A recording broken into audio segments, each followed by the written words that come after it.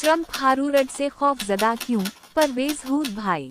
Colombia जैसी university, जो एक जमाने में किसी को खातिर में नहीं लाती थी, ने घुटने टेक गए हैं और हुकूमत को $220 मिलियन अदा करने के अलावा अपने यहूदी मुलाजिमीन को गैर कानूनी तौर पर निशाना बनाने और हरास किए जाने पर 21 मिलियन अदा किए।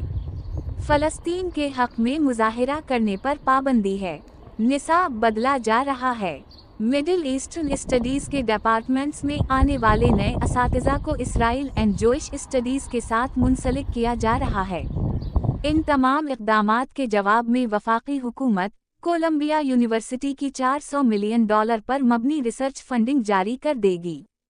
कोलंबिया ने जब इस शर्मनाक अंदाज में घुटने टेक दिए तो अगला निशाना हारूरड यूनिवर्सिटी थी। ट्रंप ने कहा कि हारूरड के $9 अरब रोक लिए जाएं। मजीद ये हुक्म दिया कि हारूरड गैर मुल्की तलबा की मेज़बानी नहीं कर सकता। तलबा में बेचैनी फैल गई। हारूरड ने अदालत का दरवाज़ा खटखटाया, कई मुकदमे दायर कर दिए। कई ऐसी जामियात जिनके पास बहुत ज़्यादा इंडावमेंट फंड्स नहीं, वो बेचैनी से उन मुकदमों के फैसलों का इंतज़ार कर रहे हैं। इन्हें डर है कि किसी रोज़ ट्रंप का गुस्सा उन पर भी निकल सकता है।